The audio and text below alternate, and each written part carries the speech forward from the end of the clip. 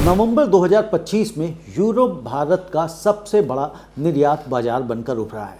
भारत ने यूरोप को कुल 7.9 अरब डॉलर से अधिक का माल निर्यात किया, जो पिछले साल की तुलना में 14.27% की वृद्धि दिखाता है।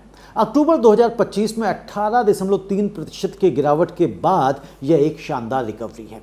यूरोपियन यूनियन को निर्यात 16% बढ़कर 6.3 अरब डॉलर पहुंच गया, जबकि यूरोपियन फ्री ट्रेड एसोसिएशंस को 16% वृद्धि के साथ 135.24 मिलियन डॉलर और अन्य यूरोपीय देशों जैसे हम यूके की बात कर लें तो 7% से अधिक बढ़कर 1.51 अरब डॉलर हुआ है।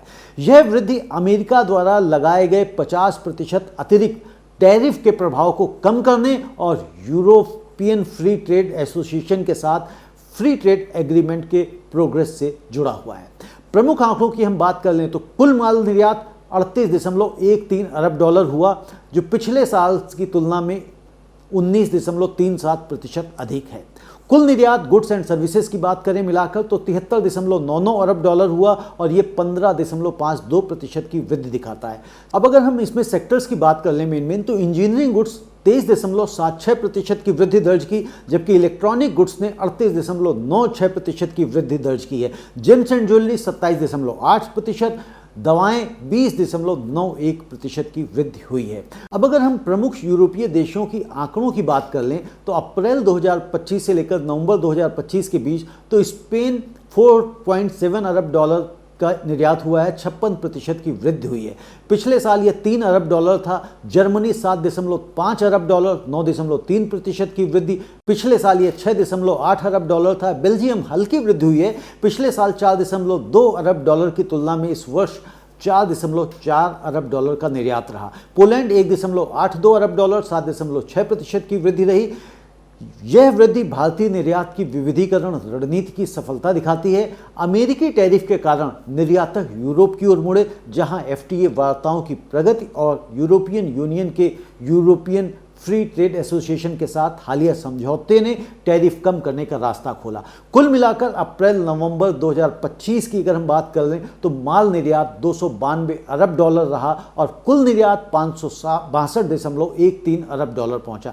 यह 10 साल का उच्च स्तर है, जो वैश्विक चुनौतियों के बावजूद लचीलापन दर्शाता है। अब इसका इम्पैक्ट क्या पड़ा, तो सबसे बड़ा इम्पैक्ट तो यही रहा कि व्यापार घाटा कम हुआ। दूसरा, रोजगार सृजन और विशेषकर मैन्युफैक्चरिंग सेक्टर्स में रोजगार बढ़े। और सबसे बड़ी बात, यूरोप पर निर्भरता बढ़ने से अमेरिकी बाजार की जोखिम कम हो। अब इसमें चुनौतियां भी हैं, क्योंकि यूरोपीय मंदी और करेंसी फ्लक्चुएशन और साथ के साथ जो लॉजिस्टिक्स लागत है वो समस्या बनी रह सकती है। लंबे समय में एफटीए का पूरा होना जरूरी, ताकि निर्यात 20 से 25% सालाना बढ़ सके। अगर हम इसे वैश्विक संदर्भ में देखें तो 20 प्रमुख व्यापार साझेदारों में से 14 के साथ सकारात्मक वृद्धि हुई है, जो भारत की वैश्विक व्यापार हिस्सेदारी बढ़ाने की क्षमता दिखाती है।